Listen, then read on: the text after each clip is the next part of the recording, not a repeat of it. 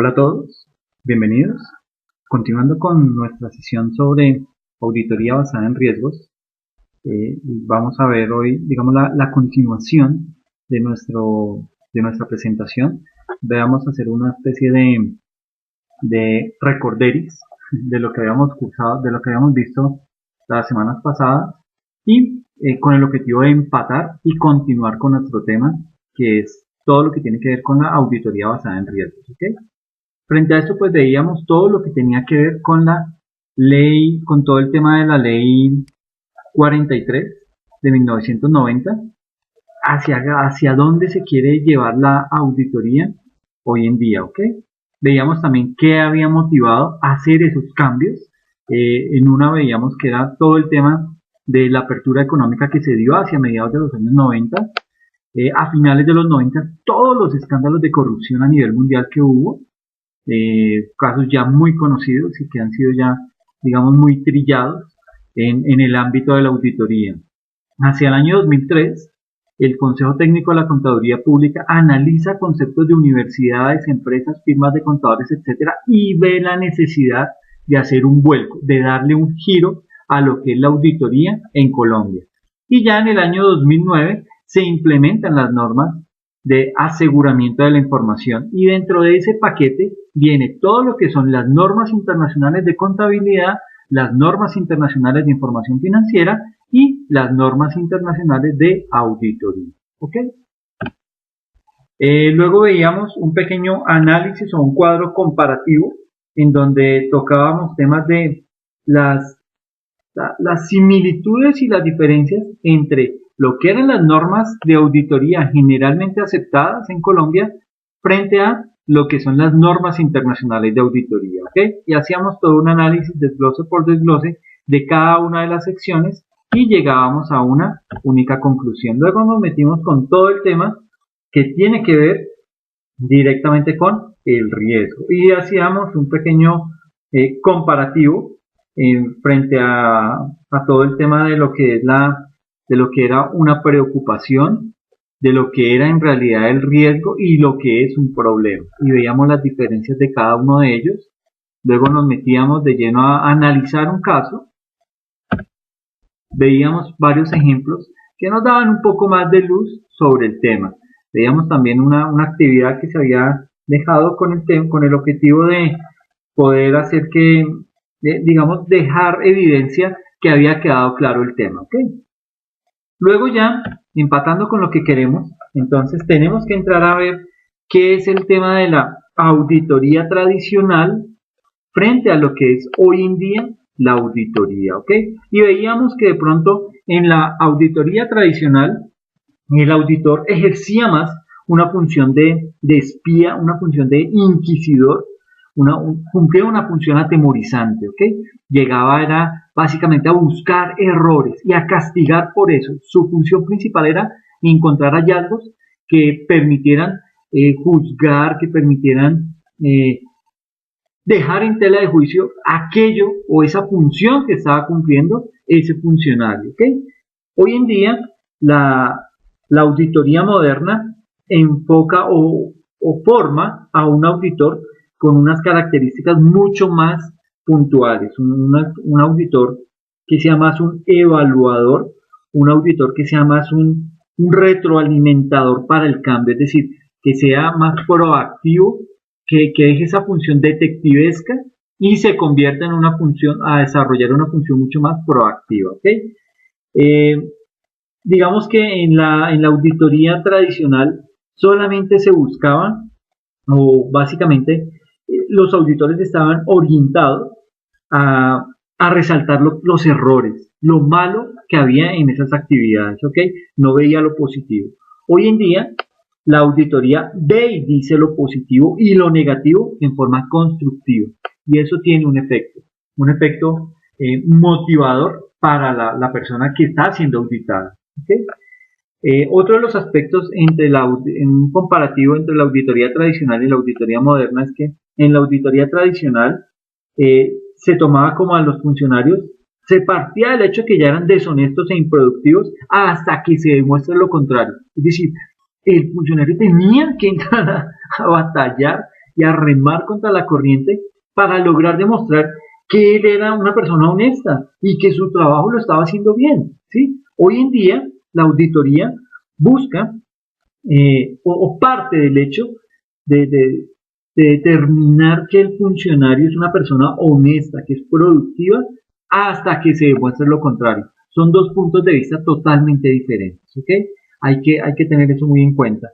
La auditoría tradicional es autocrítica e impositiva, mientras que la auditoría moderna es participativa, es consultiva y es delegativa, ¿ok? Otro de los aspectos en este comparativo es que la auditoría tradicional es una auditoría intolerante, ¿ok? Es una auditoría tan rígida y ajustada a la letra y no al espíritu de lo que en realidad debería llegar a ser una auditoría. Es decir, entrar a detectar posibles debilidades, porque las puede haber, no me alejo del tema, pero la forma en que se socialice, la forma en que se transmita esas debilidades va a permitir que el trabajo sea mucho más productivo y que se logren los beneficios que se están buscando, ¿ok? En la auditoría moderna es una auditoría más adaptativa, una auditoría, llamémoslo flexible, ¿sí? Digamos que es más realista y actualizada, ¿ok? Que la misma auditoría tradicional. En la auditoría tradicional existe un cambio impuesto por el medio, ¿ok? Es más inestable, mientras que la auditoría moderna, digamos que es un cambio inducido por convicción, es más estable, ¿sí? Cuando se hace algo que se está plenamente convencido, eso hace que el tema sea más estable y duradero. Cuando es algo impuesto por miedo, es decir, le voy a mandar una auditoría porque ahí creo que está pasando algo mal, ya como que la persona entra con ese temor, con esa angustia, y eso deriva en que digamos, se cometan más errores al momento de soportar una auditoría, ¿okay? Digamos que la auditoría tradicional deja pasar elefantes, poniéndolo como en una especie de analogía, deja pasar esos elefantes tan gigantes por estar cuidando las hormigas, ¿ok? Por estar dedicado a esas minucias, por tratar de encontrar en esas minucias hallazgos que le permitan al auditor decir, mire que sí estoy haciendo bien mi trabajo, sacar pecho por eso. Y eso está mal, ¿ok? En la auditoría moderna se hacen estudios y evaluaciones con una perspectiva directa. Son digamos que auditorías más orientadas a encontrar debilidades, porque las puede haber, no me alejo del tema, pero a transmitirlas de una forma más constructiva, a verlo como algo que se puede mejorar, como algo susceptible a mejora, pero también, digamos, haciendo ver que en ese tema no se puede volver a caer, ¿okay? Digamos que en la auditoría tradicional solo le importa lo que es la productividad y no le da importancia al aspecto humano. Y cuando hay aspecto humano inmerso en un proceso, existe el riesgo que se puedan cometer errores y eso hace parte de nuestra naturaleza como humanos, ¿okay? En la auditoría moderna, digamos que le da tanta importancia a la productividad como a lo humano. Es una auditoría más orientada a la persona, orientada más a saber que las actividades las desarrollan personas y que por ende, pues, habrán siempre cosas susceptibles de mejora, ¿ok? En la auditoría tradicional se ve que hay siempre un monólogo, ¿sí? La comunicación es en una sola vía, ¿sí? Solamente importa lo que diga el auditor. Él es la autoridad inmutable en ese tipo de procesos. En la auditoría moderna se ve como, digamos, existe diálogo y hay una comunicación en doble vía. El auditor busca transmitir con la persona que está siendo auditada esa retroalimentación o de pronto recibir más información de esa persona, pero porque se da en un ambiente proactivo, ¿ok? Y digamos que en la auditoría tradicional existe una mala relación, ¿sí? Como que es una relación fría, es calculadora, es una relación distante, ¿ok? Mientras que en la auditoría moderna, pues se ve que es una auditoría en donde existe muy buenas relaciones, se parte de que se está haciendo auditoría con personas y para personas, ¿sí? Es una auditoría que en términos puede ser agradable, es una auditoría de carne y hueso, ¿sí? Es sensible a las personas. Y esto hace que sea mucho más productiva la función que se está desempeñando. ¿Okay? Veíamos también cómo el tema de la gestión del riesgo está impactando las organizaciones. Y digamos que todas las organizaciones, sean estas unas organizaciones grandes o pequeñas, pueden ser de capital privado o pueden ser de capital público, puede ser que su naturaleza sea una empresa industrial o una empresa de servicios. Todas estas, todo este tipo de empresas, pues se enfrentan a factores internos y externos que les restan certeza a la posibilidad de alcanzar esos objetivos que se han trazado. Objetivos que se pudieran haber trazado en un corto, mediano o largo plazo, pero se pueden ver afectados. ¿Okay?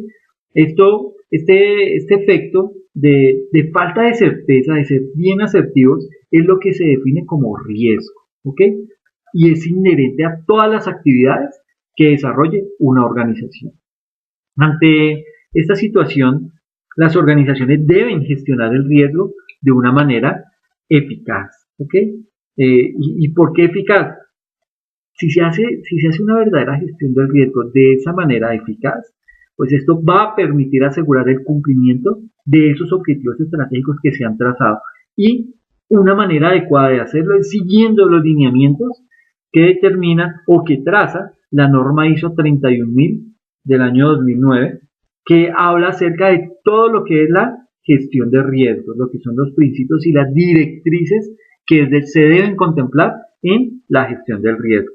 Y esta norma provee todos esos principios, provee todo el marco conceptual sobre el cual, digamos que traza todo el proceso que se debe seguir para gestionar los riesgos, a cualquier tipo de riesgo, de una manera transparente, de una manera sistemática y creíble, de cualquier alcance o contexto. Y entonces, en este aspecto, pues vale la pena mencionar que, si bien es cierto, esta norma, pues, digamos que por su carácter de ISO, se convierte en un estándar, ellos lo hacen ver como que sea un marco de referencia. Y cuando se habla de marco de referencia, se está haciendo, digamos, énfasis en que no es del todo obligatorio implementarlo tal cual como está ahí impreso, ¿no? Usted puede tomar la decisión de decir, ok, de esta norma voy a tomar esta parte, voy a tomar esta otra, y con base en eso es lo que voy a implementar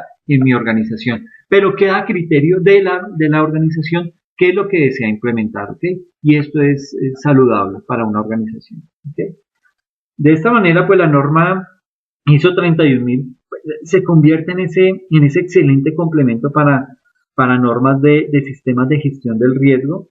Digamos que esa norma ISO 31000, digamos que de una u otra manera, combinada con una norma ISO 9001 o una ISO 14001, pues va a permitir que se puedan abordar los riesgos pertinentes y definidos de una organización. ¿Okay? Entonces, digamos que esto de una u otra manera nos va a beneficiar en todos los aspectos, pero hay que saber qué se va a implementar. Porque digamos que uno no puede tomar la decisión, sí, voy a implementar ya gestión del riesgo y todo el mundo se me va a aprender la norma 31000 y la va a mezclar con la 14001. No, eso, digamos que si no se hace un trabajo juicioso de planeación, de implementación de este tipo de normas, pues si ese ejercicio no se hace, eso tiende a fracasar en el corto plazo. ¿Okay? Y vemos acá como, digamos, una pequeña estructura de lo que es la norma ISO 31000, donde digamos que se establece todo el contexto, se hace una identificación de los riesgos, ¿sí? Se hace una valoración, un análisis del riesgo, se evalúa ese riesgo y se le da un tratamiento. Y con base en toda esa estructura, en ese eje que se ha determinado al interior de la organización, empieza toda una tarea de comunicación y consulta. Entonces se empieza a socializar todo el tipo de riesgos para empezar a ver cómo los vamos a gestionar. Y una vez ya se han gestionado, hay que empezar a hacerle todo el tema de monitoreo y revisión. Todo esto, todos los procesos interactúan para el buen desarrollo de la gestión del riesgo en la organización. Y esto aplica para todo tipo de organización, aplica para todo tipo de proceso que se quiera hacer ahora. Es muy saludable que, digamos, se empiece a trabajar el tema de la gestión de riesgo desde, digamos, desde un área pequeña y vaya en esa medida, con base en esa experiencia que se va adquiriendo, ir abarcando otras áreas de la organización. Pero tratar de llegar y quererla de pronto implementar de una vez, como se dice, a rajatabla en una organización, en todo el contexto de la organización, esto puede ser traumático y puede ser que no se obtengan los resultados anhelados o que se encuentren más tropiezos. Y es decir, si lo vamos haciendo escalable, va a ser mucho más fácil porque digamos que esa experiencia que yo tengo, esos errores que se cometieron al momento de implementarlo en ese tipo de proceso o en ese tipo de área, pues me va a hacer que yo ya no los vaya a cometer en los siguientes procesos o en las siguientes áreas en donde lo desee implementar. Entonces, digamos que hacerlo de una manera escalable es lo ideal. ¿Ok? Bien, continuando con cuáles son los beneficios de aplicar esa norma ISO 31000. Dentro de ellos tenemos lo que es el aumentar la probabilidad de alcanzar los objetivos.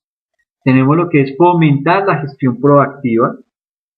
Tenemos el que es ser consciente de la necesidad de identificar y tratar los riesgos en toda la organización. ¿Ok?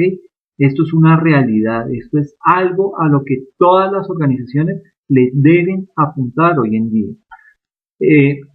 También digamos que otro de los beneficios de aplicar la ISO 31000 es que se está cumpliendo con los requisitos legales y reglamentarios pertinentes y con las normas estipuladas para ello. ¿Okay?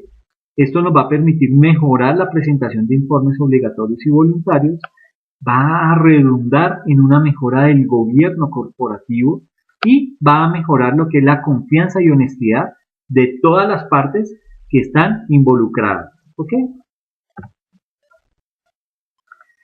Digamos que otro de los beneficios de la ISO 31000 está en todo el tema de establecer una base confiable para la toma de decisiones y la planificación, mejora los controles en toda la organización, o bueno, si lo estamos haciendo de una manera escalada, entonces digamos que mejora los controles en esa área o en ese proceso que hemos elegido para empezar a hacer la implementación de la ISO 31000. Me permite también asignar y usar eficazmente los recursos para el tratamiento del riesgo. Me va a permitir mejorar la eficacia y la eficiencia operativa. Me permite incrementar el desempeño de la salud y la seguridad, así como la protección ambiental. Me permite mejorar la prevención de pérdidas y la gestión de incidentes. Y esto es bien importante. En la medida en que yo vaya evolucionando en todo el tema del manejo, tratamiento y gestión de los riesgos, voy a disminuir las pérdidas en la organización, ¿ok? Y me voy a permitir minimizar todo el tema de pérdidas, ¿ok? Entonces, digamos que son más los beneficios que, digamos, las cosas en contra a las que pueda, digamos, verse abocado el tema de la gestión del riesgo. Esta norma, la ISO 31000, está destinada a satisfacer necesidades de un rango amplio de todas las partes involucradas, incluyendo lo que es aquellos responsables del desarrollo de la política de gestión del riesgo dentro de la organización, aquellos responsables de garantizar que el riesgo se gestione eficazmente dentro de la organización como una unidad o dentro de un área, proyecto o actividades específicos. Y si ustedes miran, para no ir tan lejos, todo el tema de gestión de proyectos contempla en cada proyecto que se vaya a implementar el tema de gestión del riesgo. ¿Ok? Y cuando hablo de gestión de riesgos, digamos, ya se ha hecho todo ese estudio juicioso en donde se han identificado los riesgos a los que está sometida una organización, cómo se están identificando, cómo se van a, qué tratamiento es el que se les va a dar y con base en ese tratamiento, cómo los voy a gestionar al interior de la organización. ¿Okay? También satisface necesidades para aquellos que necesitan evaluar la eficacia de una organización en cuanto a la gestión del riesgo y aquellos que desarrollan normas, guías, procedimientos y códigos de práctica que parcial o totalmente establecen la manera de gestionar el riesgo dentro de contextos específicos de estos documentos. Entonces, palabras más, palabras menos, la norma ISO 31000 lo que hace es que establece una serie de principios que deben ser satisfechos para hacer una gestión eficaz del riesgo. Esta norma internacional, porque es de ese carácter internacional, recomienda que las organizaciones, y cuando hablo de organizaciones hablo desde la más pequeña hasta la más grande, hablo de la privada y de la pública, hablo de la industrial y de la de servicios, etcétera, etcétera. Digamos que recomienda que esas organizaciones desarrollen, implementen y mejoren continuamente un marco de trabajo o una estructura de soporte, que es lo que se conoce como ese marco de referencia, o que en alguna literatura ustedes van a encontrar con la palabra de framework, ¿ok?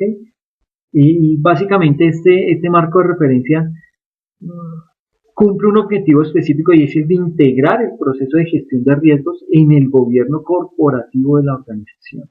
¿Y de qué manera lo hace? O sea, como que toca áreas puntuales que son la planificación y la estrategia, todo el tema de la gestión, los procesos de información, todo lo que tiene que ver con las políticas, los valores y la cultura organizacional. Esto involucra toda la organización. ¿Ok? Bien. La relación digamos, la relación entre los principios básicos de la gestión de riesgos, todo lo que tiene que ver con el marco de referencia de esa ISO 31000, así como el proceso de gestión de riesgos desarrollado en esta misma ISO 31000, se resume en esta figura.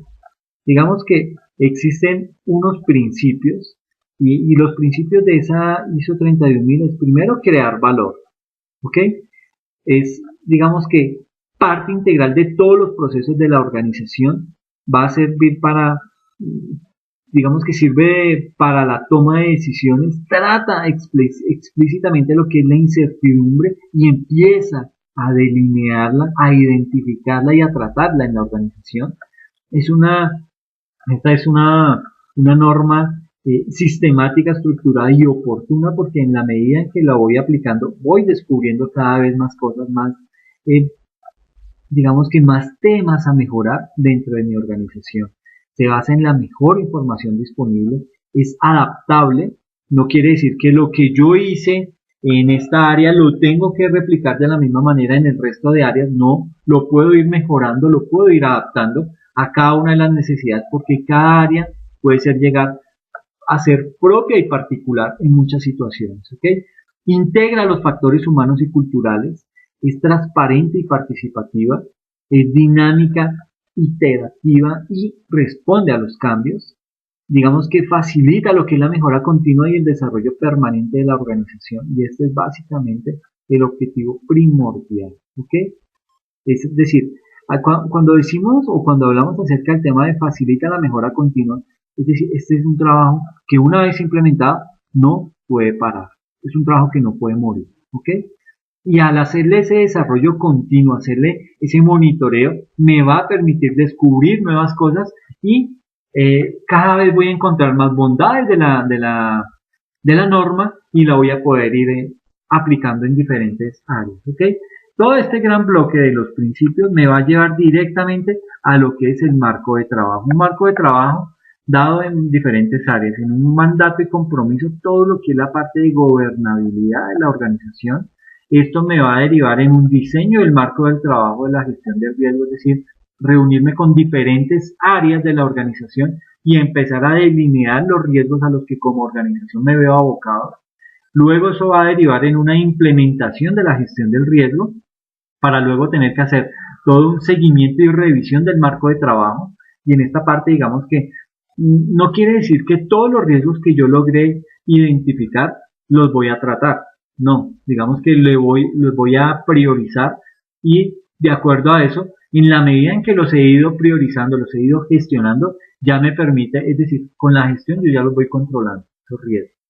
Y cuando ya los tengo controlados, me permite empezar a entrar a cubrir otros riesgos que había dejado, o que, digamos, por efectos de la priorización había dejado ahí quieto. Entonces, como que voy haciéndole ese mantenimiento, voy evolucionando ahora.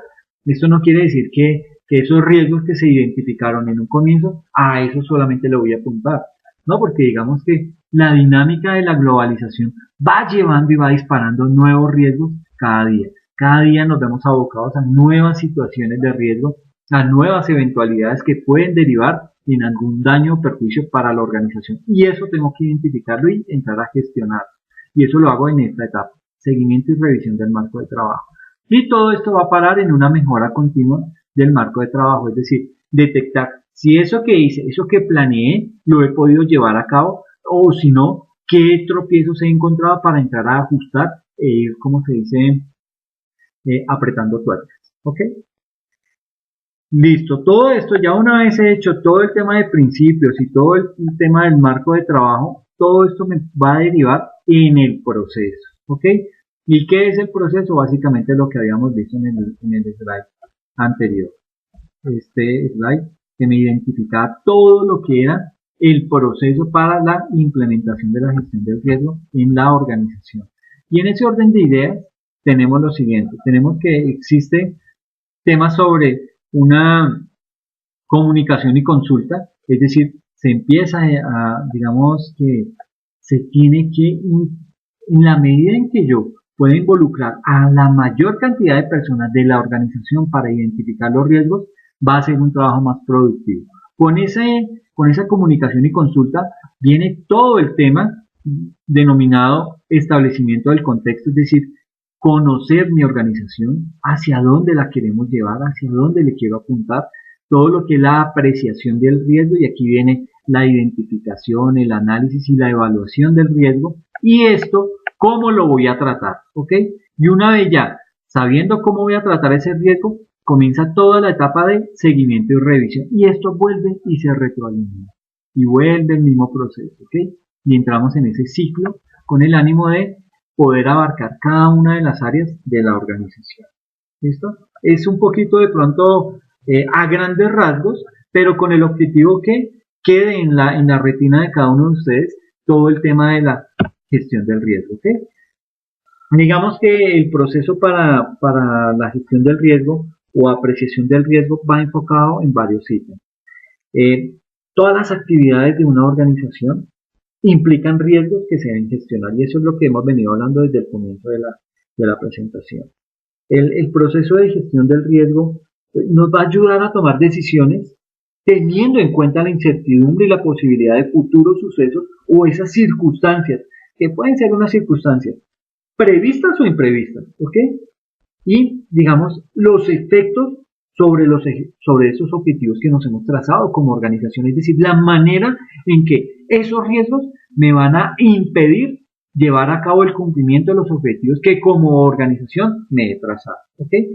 Digamos que la gestión del riesgo incluye la aplicación de unos métodos lógicos y sistemáticos para, primero, comunicar y consultar a lo largo de este proceso.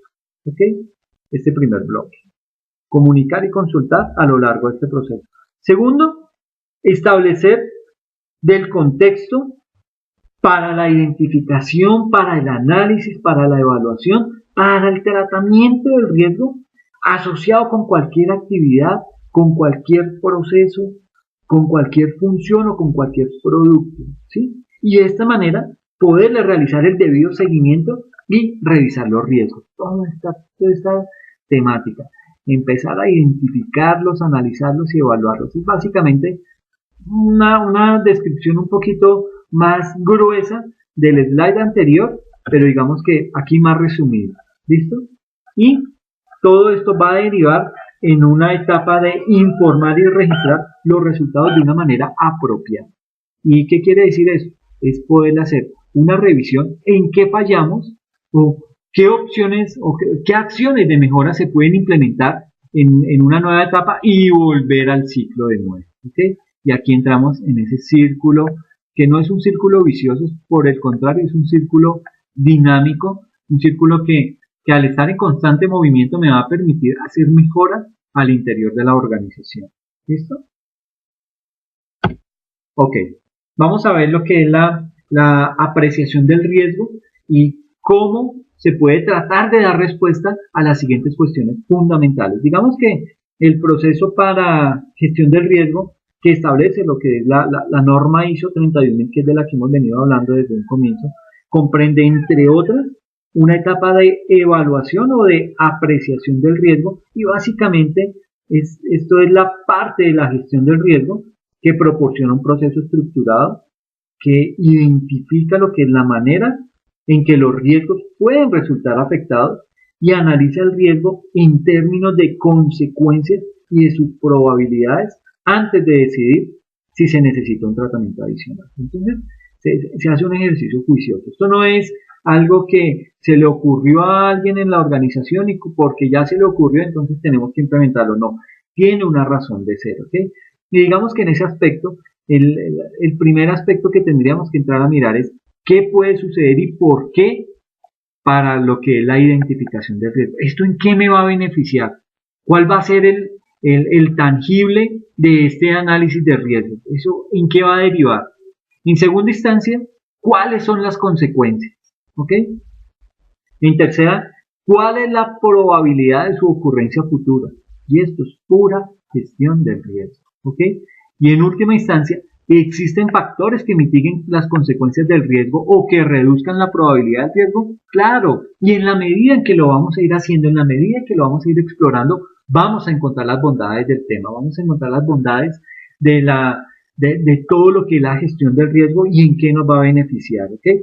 Y en este punto, digamos que resulta de gran utilidad tomar en consideración la norma ISO, la 31010, que habla acerca y puntualmente de la gestión del riesgo y sobre todo se fija o se centra en todo el tema de las técnicas de apreciación del riesgo que proporciona unas directrices para la selección y aplicación de unas técnicas sistemáticas para la apreciación o evaluación del riesgo. Y en esto digamos que, ¿por qué se ha tenido que enfatizar en ese tema? ¿Por qué se ha tenido que llegar a ser tan metódico y no como se hacía anteriormente? Porque digamos que antes básicamente las organizaciones se centraban en un mecanismo único de identificación del riesgo y era la lluvia de ideas. Entonces las personas o los grupos que se organizaban se sentaban y se ponían todos a echar globos. Y, bueno, ¿qué riesgos cree usted que existen en nuestra organización? Entonces por allá salía uno, no, pues yo creo que hay unos riesgos de tema jurídico, otro decía, no, hay unos riesgos ambientales, el otro decía, no, hay unos riesgos propios de la organización, pues nosotros nos dedicamos a la comercialización de combustibles, pues tenemos que convivir con el riesgo de un incendio, de una catástrofe, porque pues a eso nos dedicamos. Entonces como que con esta norma lo que se busca es, no, mire, hay que hacer un ejercicio más detallado, hay que hacer un ejercicio más a conciencia, un ejercicio más centrado que evalúe cada uno de los aspectos de la organización, no solamente internos, sino externos, y con base en eso empezar a delimitar y a tratar lo que son, a tratar lo que es la identificación de los riesgos y luego sí todo el ejercicio que se debe desarrollar para un buen tratamiento de todo lo que tiene que ver o todo lo que se quiere llegar a cubrir con la gestión del riesgo. ¿Okay? Digamos que hay mucho tema, mucha tela por cortar, pero en la medida en que lo vayamos haciendo, pues vamos a ir viendo las bondades del tema. ¿Okay?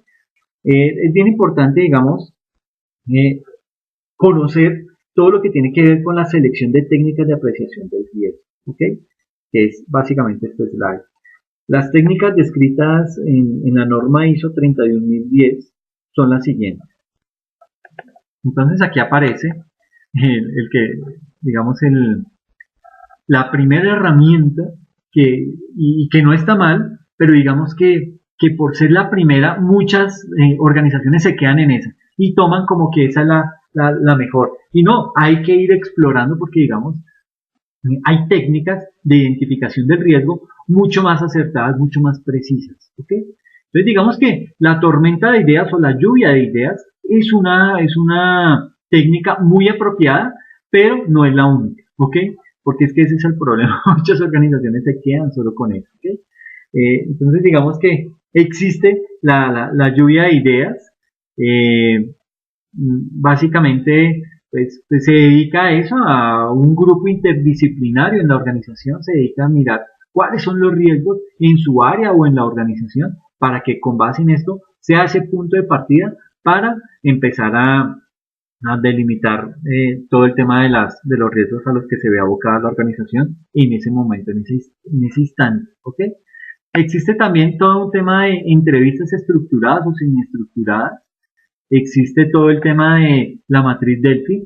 Esto ya es mucho más elaborado, es una técnica que empieza digamos, a determinar, digamos, cuando ya se han determinado esos riesgos, se comienzan a ponderar y con base en esa ponderación en la matriz Delphi lo que me dice es, ojo, estos son los riesgos más altos, los riesgos más críticos, de acuerdo a ese análisis que ustedes han hecho, estos son los más críticos. Y a eso habría que entrar a analizar, ¿ok? Viene todo el tema de las listas de ejemplo, viene todo el tema de análisis de riesgo preliminar, ¿sí? Viene todo el estudio de peligros y operabilidad, viene todo el tema de análisis de peligros y puntos críticos de control, todo lo que es la evaluación del riesgo ambiental, el análisis de causas y consecuencias, el análisis de causa y efecto, el análisis de capas de protección, los árboles de decisión, los análisis de fiabilidad humana, el árbol de fallos y sucesos iniciadores, todo lo que tiene que ver con el análisis de circuitos de fugas, análisis de las cadenas de Markov, análisis de qué pasa si, ¿sí? El análisis de escenarios, análisis de impacto de negocio, causa raíz, es decir, técnicas hay muchas, ¿sí? Ahí es que entrar a mirar cuál es la que más nos conviene, pero un buen punto de partida es esta lluvia de ideas. Yo creo que a partir de esta nos va a dar una idea mucho más sólida sobre cuál técnica es la que más se nos va a ajustar. Ahora, no quiere decir que si yo no hago una lluvia de ideas, entonces las otras no me van a servir. No, en la medida en que también todo esto depende de la experticia del líder que está llevando a cabo todo el tema de riesgo en la organización. Entonces él puede llegar directamente con una matriz Delphi o implementar algo de análisis de escenarios o un análisis del árbol de eventos, etcétera. Entonces digamos que en la medida en que la experiencia del líder que está llevando a cabo todo el tema de la implementación del riesgo va a permitir o va a facilitar abordar la metodología que más se acomode a nuestras necesidades. ¿Okay? Luego viene, vamos a empezar a analizar todo lo que es el tema del apetito al riesgo, la tolerancia y los límites. Para poder llegar a esto, tenemos que primero dar el paso acerca de el primer paso en la gestión del riesgo, y es cubrir estos tres escenarios: el apetito al riesgo, la tolerancia al riesgo y los límites. ¿Ok? El apetito al riesgo, la tolerancia y los límites, esos tres en conjunto, perdón, conforman el primer paso para bajar en la gestión de riesgos, ¿ok? Para trabajar en la gestión de riesgos. Todo comienza digamos, por conocer, por identificar o por ser plenamente consciente de los objetivos estratégicos de la empresa, ¿ok? Los objetivos de la empresa, sus políticas, sus procedimientos, están planteados por la alta dirección y estos planteamientos quedan recogidos en los manuales elaborados y van a condicionar el apetito al riesgo de la organización. Ahora, ¿qué es ese tema de apetito al riesgo? Sucede que, y tal como está escrito acá en el slide, los objetivos de las empresas han de contemplar elementos como rentabilidad, resultados, ratios corporativos, análisis de la competencia o situaciones normativas o jurídicas, y se trata de la primera base sobre la que trabaja la gestión de riesgos. En este contexto, las organizaciones están dispuestas a aceptar riesgos en la búsqueda de su misión y visión vinculada a sus objetivos estratégicos. Y esto es lo que se conoce como el apetito al riesgo. Esos riesgos que yo, por cumplir mi misión, por cumplir mis objetivos estratégicos, estoy dispuesto a asumir. ¿Ok? Ahora, ¿qué es la tolerancia al riesgo? No todas las compañías están dispuestas a asumir el mismo nivel de riesgo para alcanzar sus objetivos. Las empresas pueden gestionar una mayor o menor cantidad de riesgo según su naturaleza o del contexto en el que se sitúan. De este modo, la tolerancia al riesgo de estas organizaciones varía en función del nivel de riesgo aceptado. Y eso es cierto. Digamos que no todas las organizaciones están dispuestas a asumir riesgos que digamos el devenir de su objeto social les presenta o trae consigo. Entonces algunas son un poco más discretas en ese momento que otras. Digamos, una actividad, una entidad del sector financiero tiene que ser más, digamos que más recatada al momento de intentar asumir un riesgo que sabe que le puede derivar en grandes pérdidas, porque digamos, esa inversión a la cual le apunta puede que sea una inversión que a corto plazo le pueda traer algunas peligros o algunas pérdidas de ese dinero de terceros que ha decidido invertir en eso. Cosas como las que han ocurrido con los fondos de pensiones. Los fondos de pensiones han cometido esa imprudencia.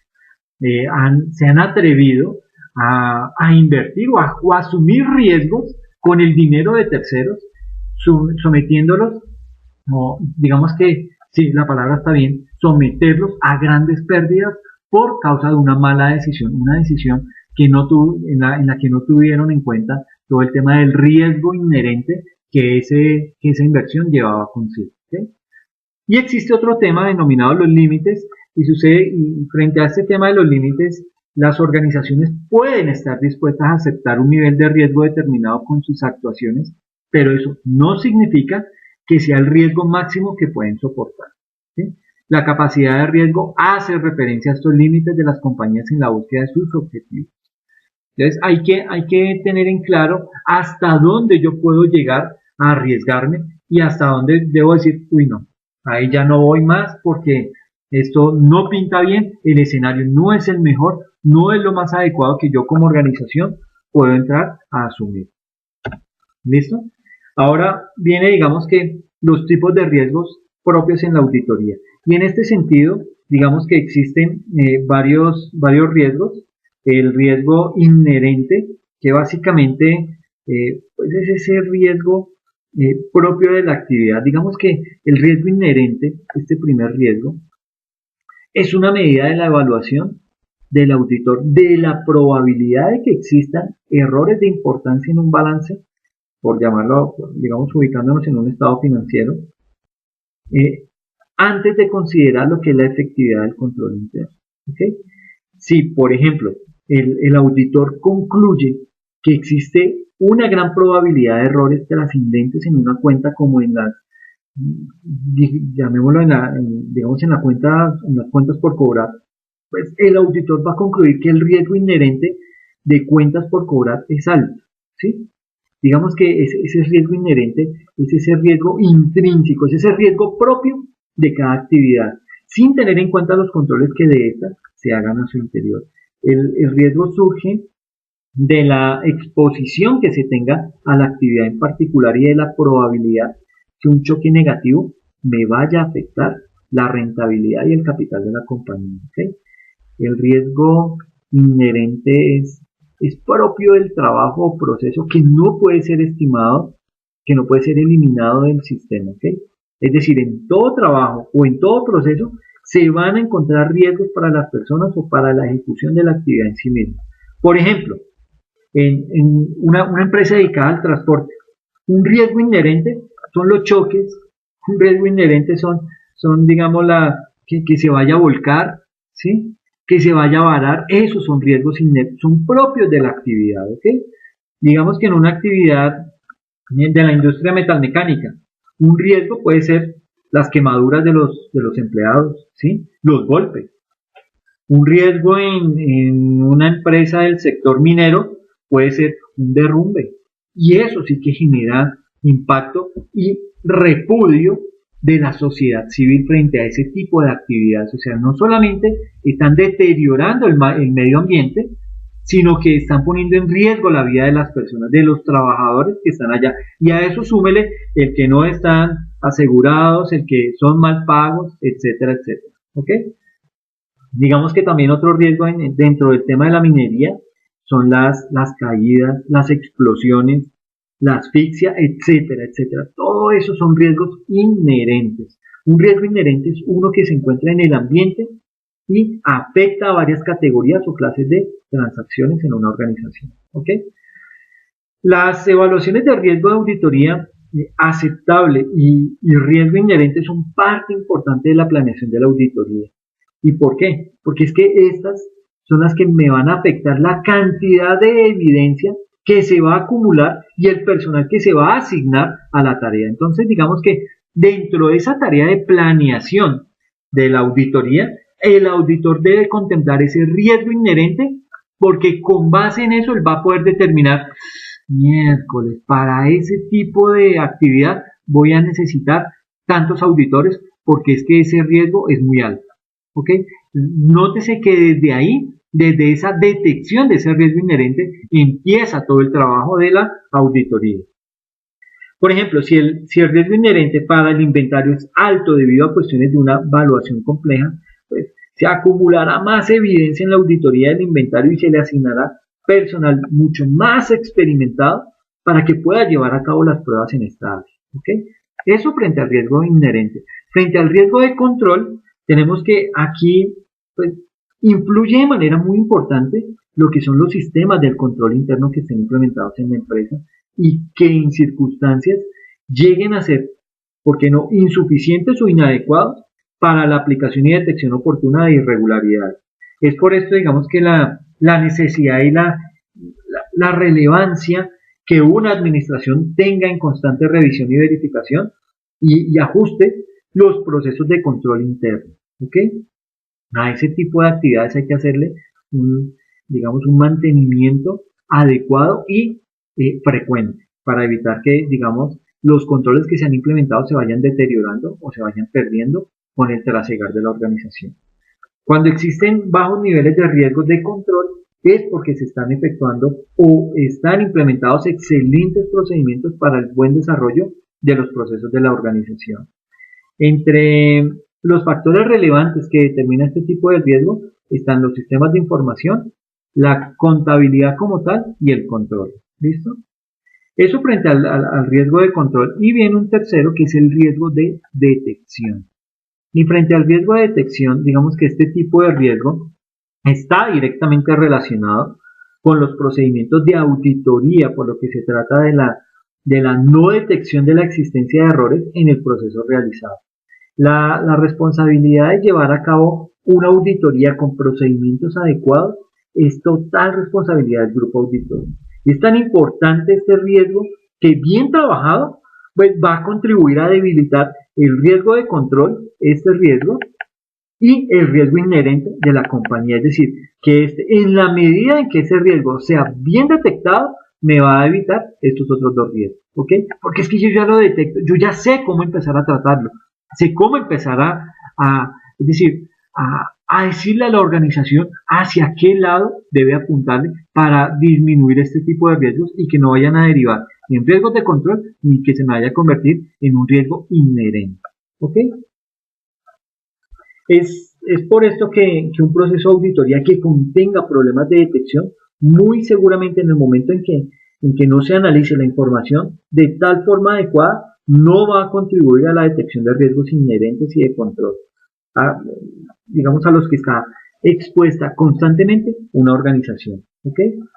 Entonces, digamos que esta parte del riesgo de detección es clave en la organización, es clave en un proceso de auditoría, porque digamos que desde ahí yo puedo llegar a decirle, ok, mire estos riesgos que se han detectado, con el ánimo de tener que evitar estos riesgos de control y sobre todo estos riesgos inherentes.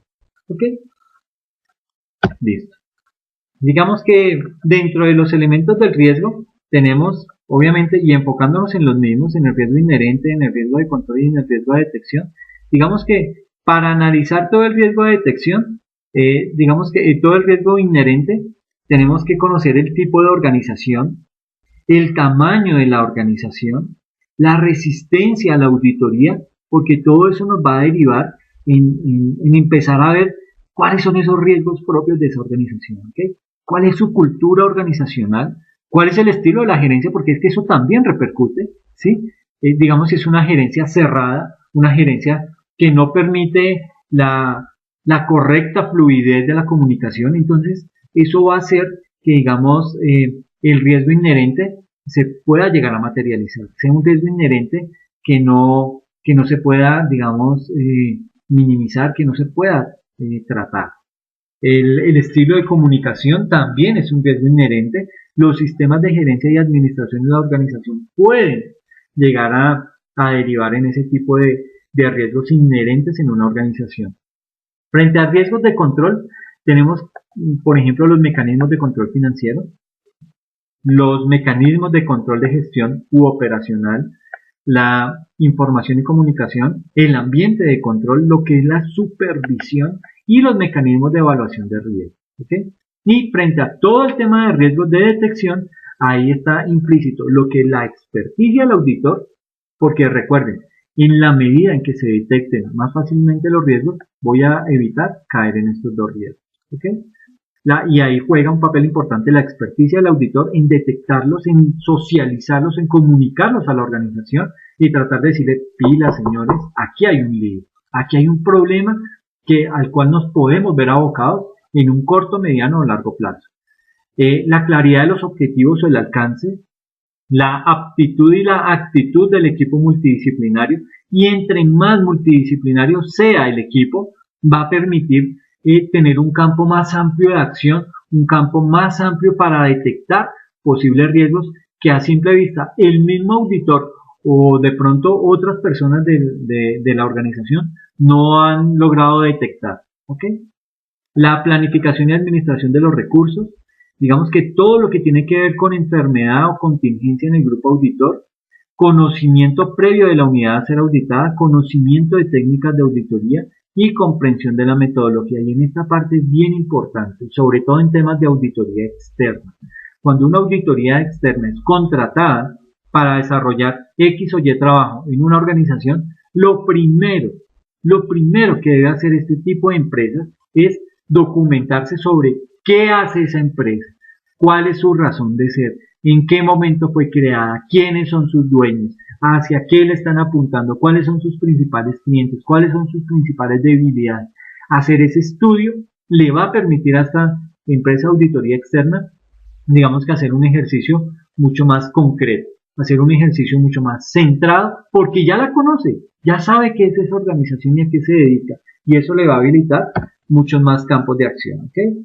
Luego viene todo el tema de lo que es digamos, la base del trabajo de la auditoría basada en riesgos, y es parte de lo que es la misión y la visión de la organización, toda la parte estratégica, parte de esa base, y con base en eso empieza a ir decantando cada uno de los procesos. Por ejemplo, parte de la misión y la visión, es decir, hacia qué le está apuntando la organización, y de aquí se deriva todo lo que son los objetivos estratégicos y los objetivos relacionados con la organización. Y de estos dos se derivan unos objetivos operacionales, toda la data que sale de los reportes, porque digamos que esos reportes se van a convertir en un insumo para la auditoría, es decir, de ahí es de donde va a arrancar la auditoría, es decir, oiga, aquí hay un problema, aquí hay una acción de mejora que se puede empezar a implementar en un corto o mediano plazo.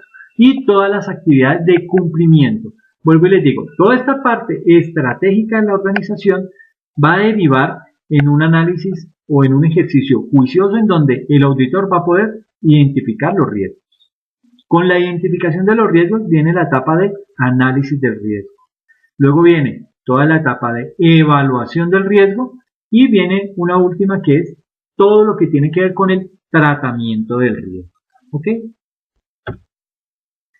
¿Qué es esa parte de la identificación del riesgo? Pues básicamente ese tema, digamos que ¿qué debemos tener en cuenta al redactar un riesgo? Y esta parte es bien importante, muchachos, porque digamos que en la medida en que yo esté en capacidad de documentar los riesgos, pues va a ser algo que posiblemente, si no se va a volver a repetir, digamos que es una ganancia. Pero en el evento en que sea un riesgo con el que tengo que convivir, en la medida que yo lo tenga documentado, socializado y lo haya comunicado a los diferentes estamentos de la organización, va a ser un riesgo mucho más tratable, un riesgo que voy a tener ahí controlado, que sé que convivo con él, pero lo tengo ahí quieto, lo tengo ahí, impido que crezca, impido que se vaya a materializar, ¿ok? Entonces, en ese orden de ideas, el riesgo debe estar escrito o documentado en un lenguaje común y comprensible para toda la entidad. ¿Ok? No se vayan a poner a documentar un riesgo con mucho tecnicismo, con un vocabulario muy técnico, porque va a ser difícil de comprender. En la medida en que el riesgo esté mucho más detallado en un lenguaje que sea digerible por cualquier persona, va a ser mucho mejor. ¿Ok? Esto pues responde fácilmente a la pregunta si ocurre el riesgo, ¿qué pérdida es generada? ¿Sí? Porque ya yo lo puedo deducir de esa documentación del riesgo. ¿Sí? Esto me va a permitir identificar la pérdida potencial. Y cuando se habla de pérdida potencial, se hace énfasis a temas de fraude, a una multa, ¿sí? Una sanción que pueda venir impuesta por eso, una demanda, un reproceso, un robo, una sanción, etcétera, etcétera. ¿Ok? También me va a permitir establecer la probabilidad y el impacto, es decir, hacer esas mediciones obteniendo así la calificación del mismo. Me va a permitir decir, no, este riesgo está muy alto, no nos podemos seguir exponiendo a esto. ¿Qué vamos a hacer? ¿Qué vamos a sacar? ¿Cómo lo vamos a mitigar? ¿Ok? Ahora, puede que sea un riesgo que su calificación sea muy baja, entonces lo tengo ahí, como dicen ustedes los jóvenes, lo tengo ahí en remojo, pero no significa que lo va a quitar la vista de encima. Lo tengo ahí controlado, como que con el pie encima, pero lo voy mirando de vez en cuando a ver cómo va, ¿sí? Y lo voy volviendo a medir, porque es que no significa que esa primera medición que yo le hice haya sido tan acertada que me permita ya olvidarme de ese riesgo o tenerlo ahí con el pie encima y no volverlo a mirar. No, eso hay que hacerle seguimiento cada cierto periodo de tiempo.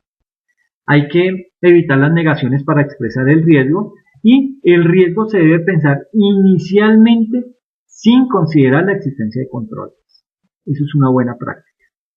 Hay que arrancar con una visión como de niño, en donde yo detecte el riesgo sin tener que decir, bueno, porque es que, ¿qué pasa? Que el tema de si existe un control me va a permitir a mí de pronto estar, ¿cómo se diría?, coaccionado a medir ese riesgo, a detectar ese riesgo y decir, bueno, pero yo ya sé cómo controlarlo, yo ya sé cómo trabajarlo. Entonces, en la medida en que yo piense sobre la temática de riesgos, sin saber o sin pensar que hay un control existente, me va a hacer como un trabajo mucho más, llamémoslo más, al ser tan ingenuo, va a hacer que se detecten más cosas. Y al detectar más cosas me va a permitir gestionarlas en un corto plazo, ¿ok? Entonces, es una buena práctica no considerar la existencia de controles cuando estoy en esta etapa de identificación del riesgo, ¿ok? Por ejemplo, no afiliar oportunamente o inoportunidad en la afiliación. Eso es digamos, una identificación del riesgo que puedo hacer, ¿sí? El simple hecho de no tener afiliados mis empleados a seguridad social o a todo el tema de aportes parafiscales y todo este tipo de situaciones, pues me va a exponer a mí a una sanción de tipo monetario, de tipo también de imagen, porque puede salir por noticias, la empresa tal no está pagando la afiliación o no sé qué. Ese tipo de situaciones a veces son más difíciles de levantar que el mismo hecho de ir a pagar una sanción, de ir a pagar una multa, porque como que con el hecho de pagar la multa yo ya calmé ese problema, me dolió, pero ya lo apagué. Pero si sigue un run run por noticias, un run run por redes sociales, etcétera, etcétera, eso va en detrimento de la organización, ¿ok? Ahora, para el tema de la identificación del riesgo, pues existen plantillas, existen una serie de metodologías que me permiten hacerlo de una manera más sofisticada que otra. Existe software que le permite hacer ese tipo de cosas, pero digamos que nos vamos a ir a lo más básico. No tenemos nada de software, vamos a hacerlo de manera manual. Entonces nos inventamos una plantilla que en la medida del tamaño de la organización, pues puede ser más robusta o esta misma se puede aplicar. Pero digamos que este va a ser como el insumo inicial para que ustedes tomen la decisión sobre qué debería llevar esa plantilla. En principio, nuestra plantilla de identificación del riesgo debe tener un proceso, identificar ese proceso al cual le voy a hacer esa identificación del riesgo. Es muy bueno codificar ese proceso. ¿Cuál es el riesgo de ese proceso? Y ahí viene toda una lista en donde voy a decir cada uno de los riesgos a los que se ve abocado ese proceso, cuál es el tipo del riesgo, como que los empiezo a clasificar y agrupar, cuáles son los posibles eventos o fallas en las que ese riesgo va a derivar y cuáles son los factores de riesgo. Entonces digamos que en la parte inicial, la del proceso, pues ahí lo que hacemos es nombrar el proceso, ¿ok? Es básicamente decir proceso de nómina. Entonces, ok, lo nombro y empiezo ahí ya con las siguientes casillas. Digamos, riesgo del proceso, perdón, número del riesgo. Ahí se escribe pues consecutivamente ese riesgo, digamos, tal y como se estipula acá en el slide, R1, riesgo 1, R2, riesgo 2, R3, hasta el riesgo N, pues dependiendo del número de riesgos que vaya a tener o que se hayan detectado en ese proceso. Luego viene el riesgo del proceso como tal, y ahí pues viene una pequeña descripción del riesgo identificado en ese proceso, ¿ok? Un riesgo se identifica como todas aquellas situaciones que afectan o impiden el cumplimiento del objetivo del proceso. Un ejemplo de la redacción de un riesgo, por ejemplo, tenemos aquí objetivo del proceso, procesar y verificar oportunamente la información de los pagos recibidos de los afiliados. Riesgo, inoportunidad en la verificación y procesamiento de los pagos recibidos de los afiliados. Ese es el riesgo. ¿Okay? Luego viene el tipo de riesgo, si es un riesgo operativo, si es un riesgo estratégico, un riesgo crediticio, un riesgo de mercado, es decir, en la medida en que yo esté en capacidad de ir agrupando esos riesgos, va a ser más fácil todo el tema del análisis de esos riesgos. ¿Okay? Luego viene todo lo que se conoce como la descripción del evento o la falla en que puede incurrir debido a ese riesgo. Y el último, el factor de riesgo, puede ser un factor de infraestructura, un factor personal, un factor de procesos, un factor de tecnología, etcétera, etcétera. En la medida en que lo vaya detallando, ya se va adquiriendo mucha más experiencia con el tema de este tipo de plantillas. ¿Okay? Luego que se ha hecho esa identificación, viene la segunda etapa, el análisis del riesgo. Y frente a eso, pues hay que tener en claro que, digamos, se parte por la evaluación del riesgo inherente. Esa es como la evaluación inicial. Y frente a esto, siempre todos los riesgos tienen dos actividades, lo que es, bueno, dos factores que me permiten medir el riesgo, que son la probabilidad y el impacto. La probabilidad, ¿a qué hace referencia? Al hecho de que se materialice o se manifieste ese riesgo. Y el impacto hace referencia al efecto del riesgo sobre la organización. ¿A qué le va a pegar ese riesgo? A los ingresos, a la reputación, a la satisfacción de los clientes, a la emisión de la información, etcétera, etcétera. Digamos que la combinación de estos dos, riesgo es igual a probabilidad por impacto. Entonces digamos que el producto de esa multiplicación me va a dar una evaluación, me va a dar una calificación, me va a dar un nivel de severidad de ese riesgo. Y eso básicamente, ¿hacia qué me lleva? ¿O eso qué significa? Es la evaluación general del riesgo.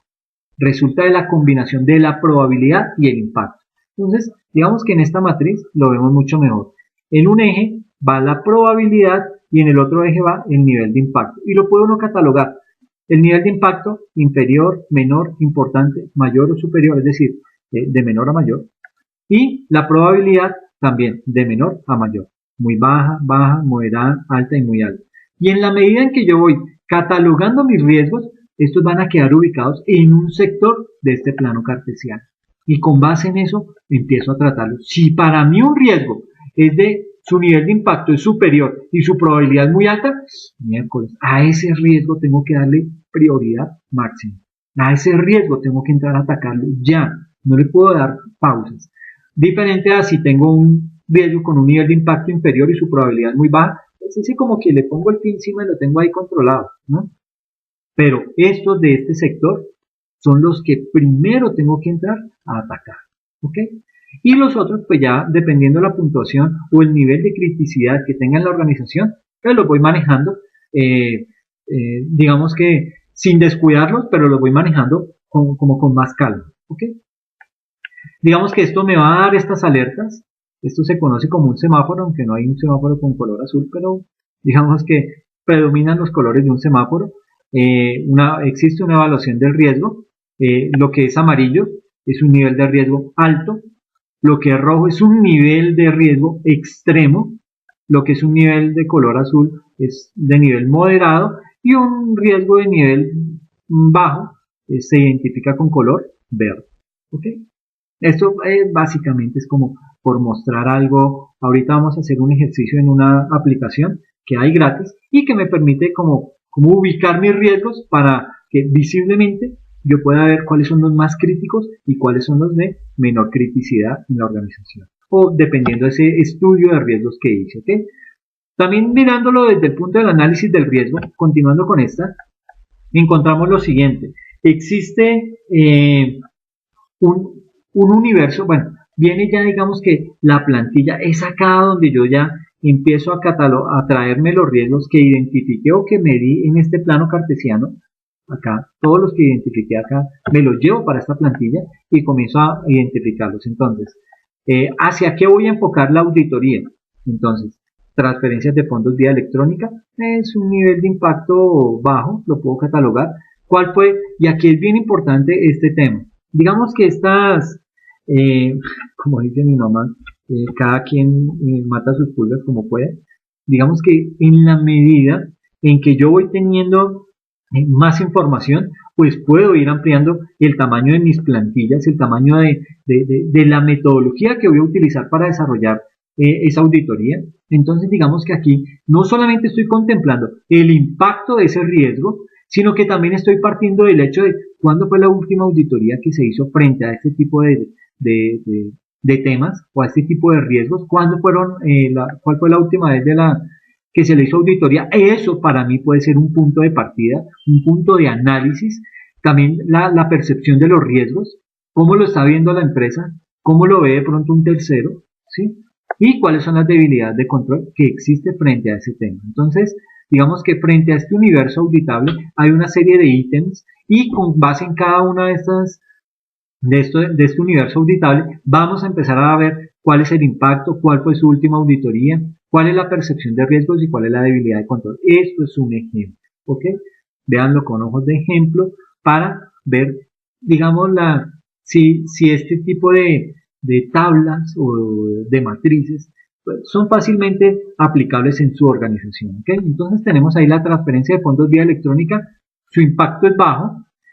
¿Cuál fue la última auditoría que se hizo? Se hizo hace 15 meses. Para una transferencia de fondos vía electrónica es mucho tiempo, pero bueno, puede partir de una auditoría que se hizo hace 15 meses. Hay algunos que nunca han hecho una auditoría frente a ese tema.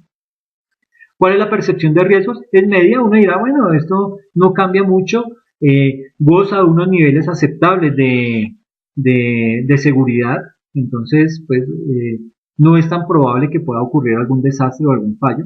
¿Y cuáles son las debilidades de control? Encontraron 12 debilidades de control. ¿Listo? Cheques personalizados o los giros que se hacen de esos cheques. El impacto es bajo porque digamos que se tiene implementado un buen control. La última auditoría fue hace 12 meses. No está mal. Percepción de riesgos es medias. Todo lo que incluya títulos, valores, tiene siempre su nivel de riesgo. El más bajo es el medio. Y se han encontrado 6 debilidades de control. Frente al tema de efectivo, entonces su nivel de impacto es de categoría C. La última auditoría que se hizo fue hace 21 meses. Percepción del riesgo es alta. Todo lo que implique manejo de efectivo es decir que el riesgo es muy elevado y se encontraron 7 debilidades de control. ¿Okay? Metales a moneda, digamos todo lo que tiene que ver con la moneda como tal, el impacto de categoría A. Tiene la última auditoría que se hizo fue hace 6 meses, la percepción del riesgo es baja y así de esta manera empiezo yo a catalogar cada uno, digamos, de los procesos y los empiezo a medir. Obviamente esa medición sale como insumo de esta matriz de riesgos y va a derivar a esta plantilla. Y aquí ya como que lo ve uno en plano, lo ve como más transparente y puede empezar a ejercer un trabajo de auditoría o algo mucho más juicioso. Y continuando con el tema del análisis del riesgo, entonces digamos que ya teniendo el impacto, toda esta columna, ahora, ¿cómo se mide ese impacto? Es bueno de pronto empezar a tener unas métricas que me permita decir ¿qué es eso de A? ¿O qué es eso de B? ¿Qué es eso de C? Entonces digamos que A puede ser un nivel de impacto bajo, digamos y aquí se cuantifica. Digamos que de 0 a 10 mil dólares es un riesgo bajo y tiene un puntaje de fórmula de 5. Un nivel de impacto medio es B. ¿Por qué es B? Porque oscila entre los 21 y los 50 mil dólares.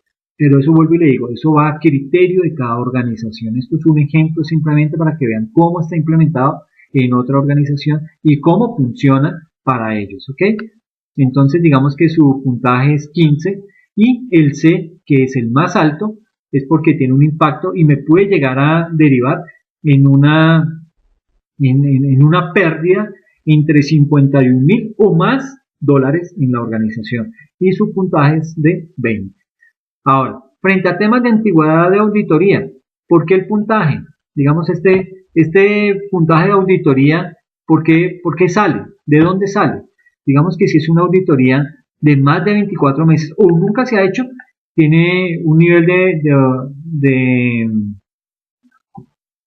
antigüedad de auditoría de 5 y esto tiene un puntaje de 20. ¿Ok?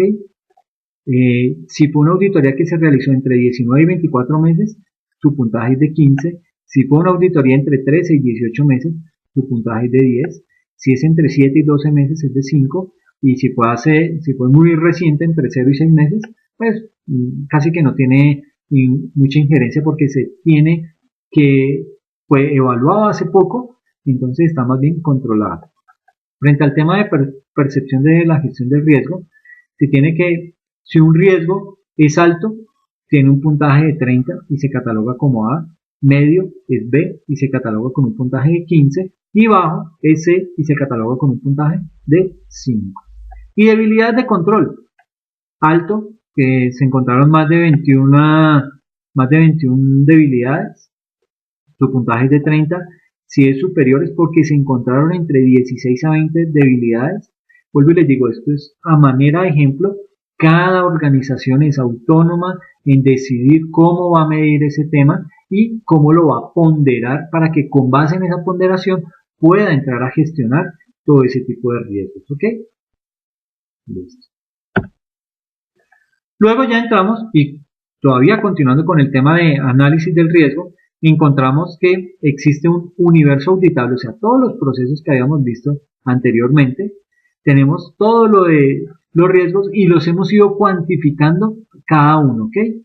Entonces, digamos que hace cuánto fue la última auditoría, cuál es la probabilidad, etc. Todo esto, sumándolo, me da unos puntajes y este total es en el que yo me voy a centrar. El que tenga mayor puntuación es digamos, el riesgo más crítico, ¿ok? El riesgo al que le debo dar prioridad, ¿ok? Pero básicamente esta tablita sale de todos estos insumos de acá, ¿ok? Sin esta información es muy difícil poder llegar a esta calificación, a este total, ¿ok? Aquí hay una página en donde ustedes pueden entrar, es una página en donde puede uno empezar a jugar con todo el tema de riesgos, en donde yo puedo decir, bueno, ¿qué pasa si el impacto es este y la probabilidad es tal? Me ubica en un plano cartesiano el riesgo y con base en eso ya sabemos que los que encontremos en este rango son los riesgos más críticos a los que les tengo que dar mucha más prioridad y los otros ya puedo empezar a gestionarlos sin descuidarlos, ¿no? Pero digamos que en esa aplicación puedo yo empezar a jugar con todo el tema de probabilidad y de impacto para empezar a ver cómo se empiezan a ubicar los riesgos dentro de un plano cartesiano. Y con base en eso, vuelvo y les digo, esto es visual, es más para uno empezar a decir, uy, ya, ahora sí como que empiezo a ver mucho más claro cómo es de crítico un riesgo sobre otro y esto me va a dar una visión mucho más amplia sobre el tema del manejo del riesgo, ¿ok? Luego ya, digamos que pasamos a la siguiente etapa, que es la evaluación del riesgo, tomando nuestra misma matriz, que habíamos partido desde el proceso, cómo codificamos los riesgos, cuál es ese riesgo del proceso, el tipo de riesgo, el evento, la falla y el factor de riesgo. Continuamos con otras 3 columnas, le agregamos más columnas a esa matriz inicial. Y aquí le incluimos lo que es la probabilidad, el impacto y la severidad del riesgo inherente. Y frente a temas de probabilidad, hace referencia a la calificación de la probabilidad de ocurrencia del riesgo sin tener en cuenta los controles asociados. Es bien importante eso. No se tienen en cuenta los controles. Simplemente, ¿cuál fue la calificación de la probabilidad que se dio? ¿Ok? Cada cuánto es factible que ese riesgo ocurra. Y en este punto se tienen en cuenta los criterios para calificación de riesgo definidos. Ya en la columna 8, la columna del impacto, digamos que en esa se mide el impacto del riesgo sin tener en cuenta tampoco los controles asociados y de acuerdo con los criterios cuantitativos o cualitativos definidos. Y en este punto se tienen en cuenta los criterios para calificación de riesgos definidos. Y el 9, que es la severidad del riesgo inherente, digamos que en ese punto y de acuerdo a la calificación de probabilidad de impacto, la multiplicación de estos dos factores, se asigna la severidad del riesgo. ¿Ok? Aquí pues ya tenemos ubicados esas puntuaciones que nos dio acá en la severidad del riesgo, es decir, la multiplicación de la probabilidad y el impacto de ese riesgo asociado a este proceso, pues ya me permite ubicarlo fácilmente en esta matriz. ¿Ok? Entonces, nótese que los riesgos más altos tienen puntuaciones muy elevadas. ¿Ok? A estos riesgos es a los que hay que darles prioridad en la organización. Hay que atacarlos ya. ¿Ok? Nótese que tienen los puntajes más altos. Los niveles más altos de criticidad están ubicados en este sector de la matriz. Y siempre están en rojo. Vuelvo y les digo, todo esto es visual para que de primera vista la persona logre determinar qué riesgo es más crítico que otro. Bien. Ya entramos a lo que es la etapa del tratamiento del riesgo. ¿Y qué quiere decir ese tema del tratamiento del riesgo?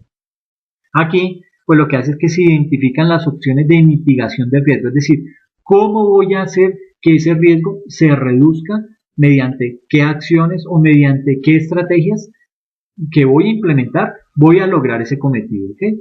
Y para este tema de identificar las opciones de mitigación del riesgo o de tratar los riesgos, pues básicamente esto consiste en realizar la evaluación de dichas opciones, preparar unos planes de mitigación de riesgos e implementarlos. ¿Ok? Sin embargo, la organización puede decidir aceptar el riesgo sin tomar acciones adicionales. ¿Ok? Por ejemplo, ¿qué puede ser? Ok, mi empresa está ubicada en México, en el DF. Un riesgo con el que tengo que vivir es con que allá tiembla mucho, ¿sí? Ahora, yo puedo darme el palo y decir, no, tengo que tumbar el edificio, volver a construirlo con normas antisísmicas o decir, no, mire, ¿sabe qué?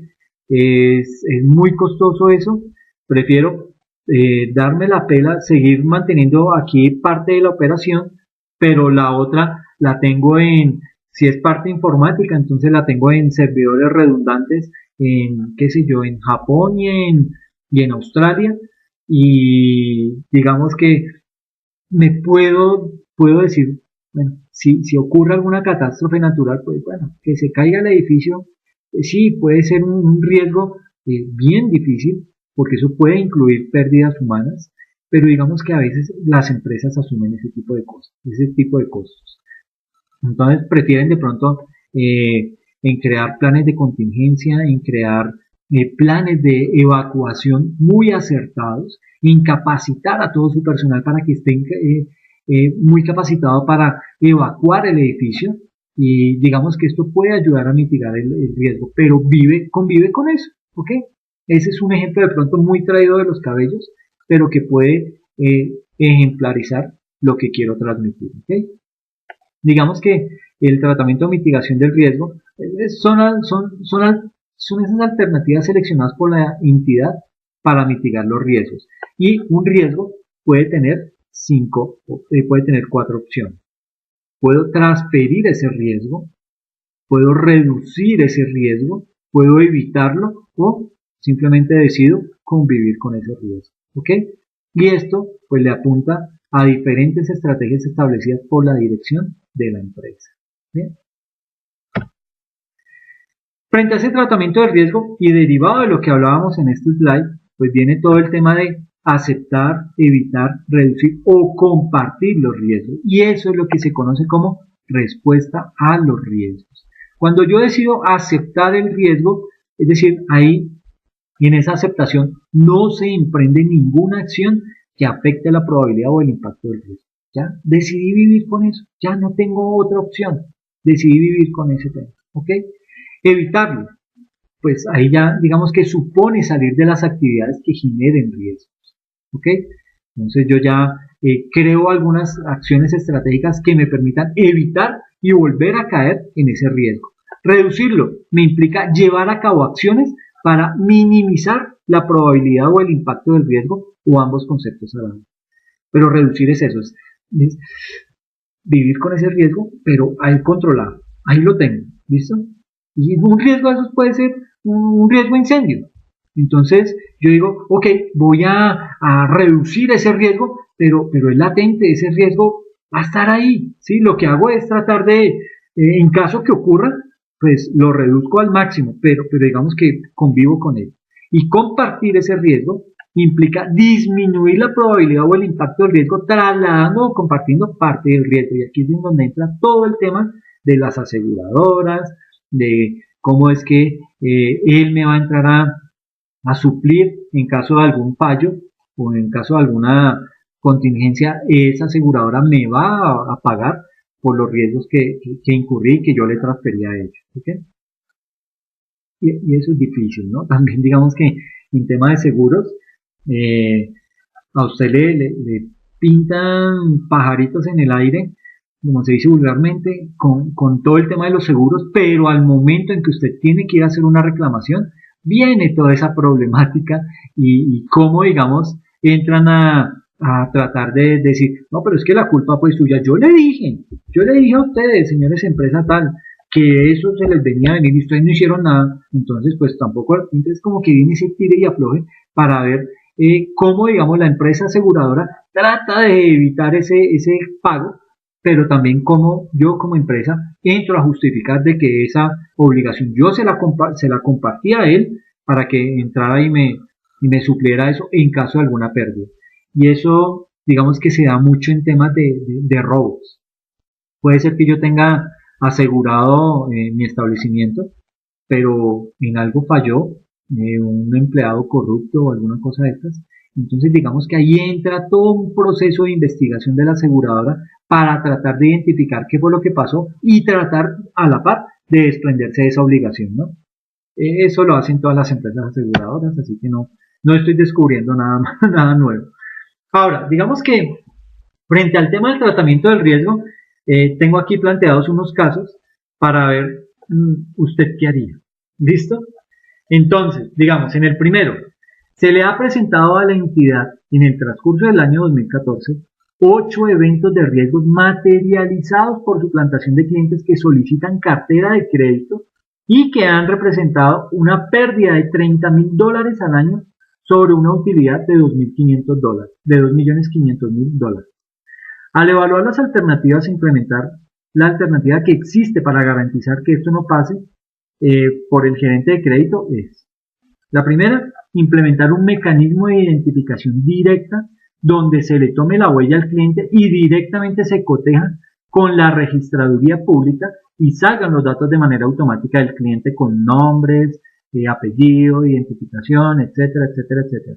Este sistema, para implementarlo, tiene un costo de $250,000 y un pago a la registraduría por ese servicio de manera mensual de $6,000. ¿Ok? ¿Ustedes qué creen? ¿Que vale la pena implementar ese control? ¿Usted aceptaría el riesgo? ¿Evitaría el riesgo? ¿Compartiría o transferiría el riesgo? ¿O reduciría y mitigaría el riesgo? Pero a ver, aquí es bien claro decir que reducir o mitigar el riesgo básicamente es esta solución, ¿no? Pero mire una cosa. La pérdida a la que se ha sometido por causa de ese riesgo es de $30,000 al año. ¿Ok? Sobre unas utilidades que tenemos de $2.500.000, pues perder $30,000, yo digo, bueno, sí, me duele un poquito, pero no me duele tanto. Y ahora, para entrar a decir que voy a implementar un sistema de control que me va a costar $250,000 el solo hecho de implementarlo. $250,000 para evitar una pérdida de $30,000 y fuera de eso un canon, llamémoslo de arrendamiento, de $6,000 mensuales. Sinceramente, yo no lo veo. Yo no lo haría. ¿Por qué? Porque me sale más costoso. ¿Ok?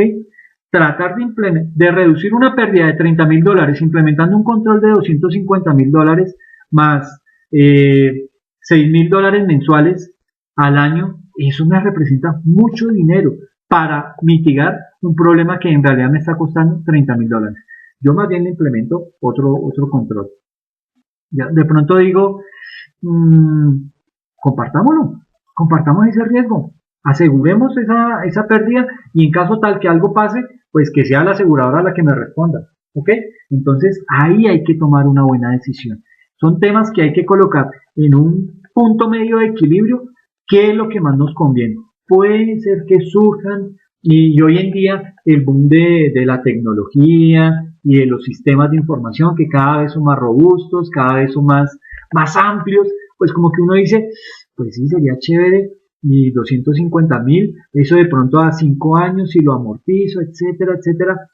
De todas formas yo no lo veo como una buena alternativa. Yo creo que existen unos mecanismos más digamos, los podría implementar de manera manual sin tener que adquirir un sistema tan sofisticado como este, que puede ser bueno, puede ser muy chévere, me evitaría muchos dolores de cabeza, pero también diría yo, pero bueno, si es tan bueno ese sistema, ¿por qué en temas de elecciones fallan esas cosas? ¿Por qué hay tanto persona que ha fallecido que todavía aparece votando? ¿Qué es lo que pasa con ese tema de la registraduría? Entonces, digamos que hay que hacer un análisis juicioso de ese tipo de soluciones que podrían llegar a evitarme algún tipo de deterioro en mis finanzas. Pero por $30,000 yo no voy a implementar un sistema que me vale $250,000 y voy a adquirir una obligación de $6,000 mensuales a ver si eso me reduce el riesgo y si no me lo reduce, si sigue el problema, que perdí muchísimo más, ¿ok? Entonces hay que tratar de mirar, de medir bien ese tipo de situaciones. Otro ejemplo, ¿usted qué haría? Existen indicios que hay personas que están reportando horas extras trabajadas después de la salida, después de las 5:30 p.m., sin haberlas trabajado y en muchos de los casos ya se han ido de la organización, es decir, personas que ya no están vinculadas con la organización y siguen reportando horas extras como si estuvieran laborando. Al analizar los rubros mensuales de la nómina, el pago de horas extras asciende mensualmente a $1,500 mensuales. Ok, estoy perdiendo $1,500 por ese concepto.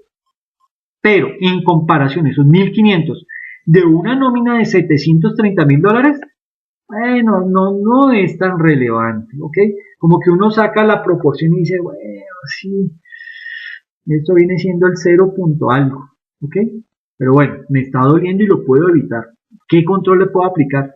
Entonces, la entidad está evaluando para mitigar este riesgo dentro de sus alternativas, instalar un identificador de llegada y salida de los funcionarios a través de huellas que permita identificar y cotejar con el reporte de horas extras las entradas y salidas del personal. Los equipos y la instalación en las zonas de trabajo cuestan $30,000. ¿Ok? Y un mantenimiento mensual de $1,250. Es decir, que el solo mantenimiento mensual me está costando casi que lo que estoy perdiendo por ese tema de horas extras. ¿Usted qué acción tomaría? ¿Acepta el riesgo? ¿Evita el riesgo? ¿Lo comparte? ¿O lo reduce? ¿Lo elimina? ¿Qué hace?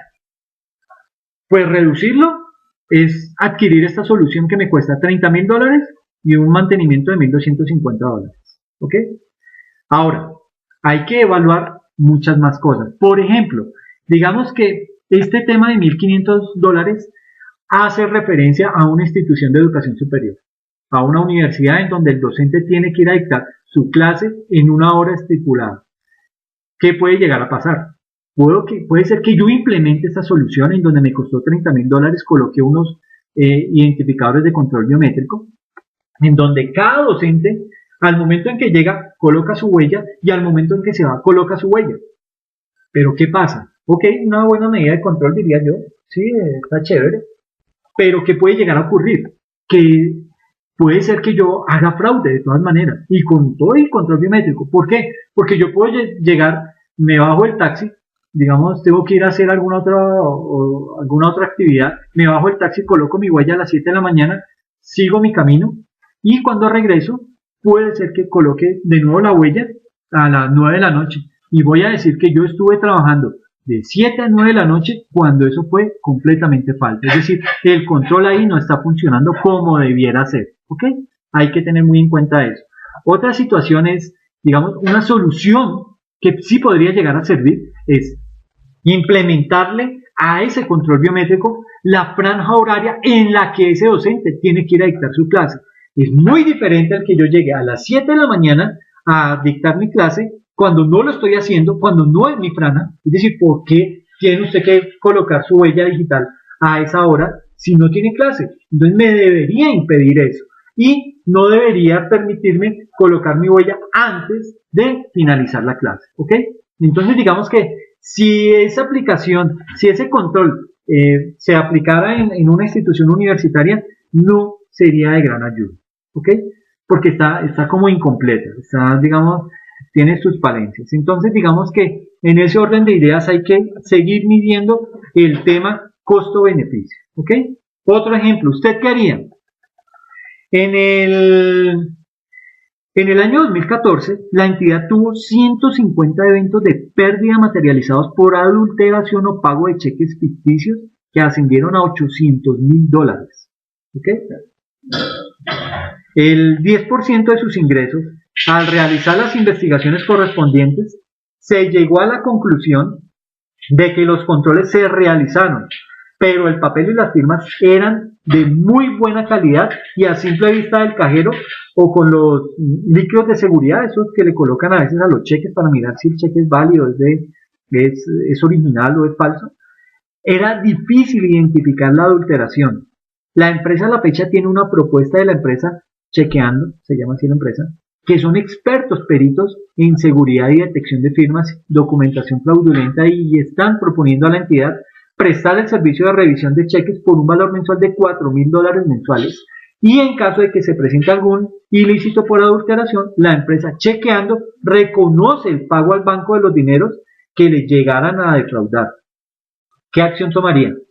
Pues esta es muy buena, ¿sí? Porque es que estoy haciendo una inversión, pero no solamente me garantiza que no va a ocurrir, sino que en el evento en que ocurra, ellos me van a responder por ese tema, ¿ok?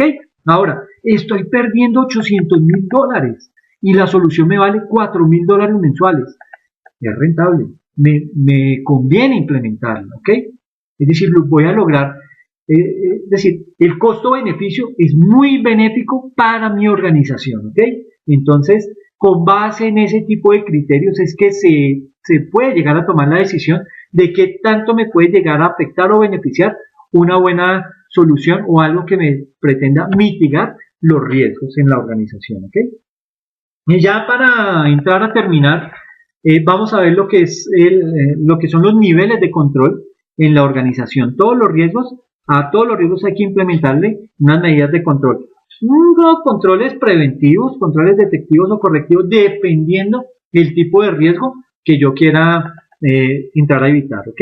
Digamos que los controles que establecen las empresas son fundamentalmente preventivos, o sea, giran en este entorno. Preventivos, detectivos y correctivos. Todas las empresas manejan ese tipo de controles. Ahora, ¿qué son los controles preventivos? Los controles preventivos se establecen con el ánimo de anticiparse a los eventos no deseados antes de que estos lleguen a suceder, ¿ok? Y ese es el deber ser de toda organización.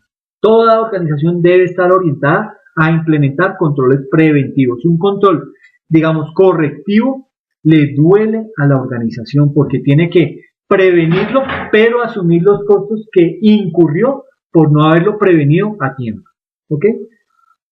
El conocimiento de estos riesgos viene determinado por la experiencia de la empresa y del sector en el que desempeña su actividad. Cada empleado pone en práctica las medidas preventivas apuntadas por la compañía para que no se produzcan nuevamente. Luego viene todo el tema de los controles detectivos. Y frente a los controles detectivos, digamos que entran en escena para identificar los eventos en el momento en el que se presentan. ¿Ok? Se tratan de adoptar las medidas necesarias para que no vuelva a producirse. Pero digamos que en el momento mismo en que se presentó, ya hay que entrar a identificarlo y a colocarle el debido control. ¿Ok? Y viene, por último, los controles correctivos, que son los peores. Digamos que estos controles se caracterizan por la toma de acciones para prevenir eventos no deseados. Guardan relación con la toma de decisiones de la alta dirección a la que se les traslada las opciones de asumir, eliminar o mitigar cada uno de ellos. Pero el mejor de todos es los controles preventivos. A este es a lo que hay que apuntarle en todo tipo de auditoría. ¿Ok? Y ya para finalizar, digamos que todo lo que tiene que ver con la norma de gestión de riesgo, la ISO 31000, pues esta norma básicamente, digamos que la ISO 31000 es una guía de implementación codificada por la Organización Internacional de Estándares. Estas normas abarcan una serie de técnicas de evaluación de riesgos que indican cuáles son válidas para la identificación, la cuantificación y cuáles nos dan un resultado. Puede ser un resultado económico y o hay que combinar por apoyo, búsqueda o análisis de escenarios. Y en este orden de ideas, digamos que esa ISO tiene tres escenarios. El primero, el escenario de análisis, todo lo que tiene que ver con los análisis y en esta parte, digamos que el análisis de cada uno de los riesgos se hace a través de sus dueños, por toda la organización, al fin y al cabo, digamos, es a la que le duele, ¿no? A la que más interesada está por identificar esos riesgos con los cuales tiene que convivir, ¿ok? Hay riesgos que la empresa puede conocer por la actividad que realiza y que son transmitidos al gerente de riesgos. También existe la opción de contar con un desglose de todos los riesgos posibles e identificar cuáles de ellos afectan a la actividad que realiza la compañía, ¿ok? También hay que analizar todo el tema estructural de la organización. Y sucede que en la ISO 31000 hay un compromiso de la alta dirección. Eso es imperativo. Si la alta dirección no está, llamémoslo, evangelizada con el tema de gestión del riesgo, eso no va para ningún lado. Es mejor cambiar de decisión y continuar con otro aspecto. En este apoyo, digamos que este apoyo propicia el diseño de una estructura de soporte y la implementación de la gestión de riesgos. Hay un seguimiento y hay una revisión de la estructura que genera una mejora continua. Es decir, genera ese ciclo en donde se detectan riesgos, se analizan, se tratan, se mitigan y vuelve ese círculo. ¿Ok? La estructura posibilita un organigrama específico de gestión en el que tiene cabida un comité de administración de la empresa y una unidad de riesgos. Este organigrama cuenta además con responsables dentro de cada una de las funciones clave de la organización. Y la otra parte digamos que ya vimos lo que es el análisis, lo que es la estructura y viene todo el tema del proceso. Y en esta parte, en cuanto al proceso de ISO 31000, se crea el contexto que recoge todos los objetivos y el entorno de la organización. Digamos que en la apreciación de riesgos se identifican, se analizan y se establecen cuáles son los más importantes de estos riesgos, ¿ok? Se evalúan cualitativa y cuantitativamente para ahí sí empezar a tratarlos, ¿ok? Y a través de la toma de decisiones se transmite al Consejo de Administración cuál sería el análisis costo-beneficio, que fue lo que hicimos en estos ejercicios anteriores de usted qué haría. Digamos que se contempla ese costo-beneficio y se entra a analizar si ese riesgo se puede eliminar, se puede reducir o se pueden aceptar esos riesgos en la organización. Y finalmente se comunica y se establecen consultas oportunas y se realiza un seguimiento y una revisión continua en la organización. ¿Okay? Ya con esto pues damos por terminado el tema de riesgos, no sin antes invitarlos a una sesión en donde vamos a hablar acerca de un caso práctico de gestión de riesgos con el único objetivo de mirar cómo es que esto se trabaja. ¿Listo? Les agradezco mucho la atención y quedo atento a cualquier comentario de parte de ustedes. Gracias.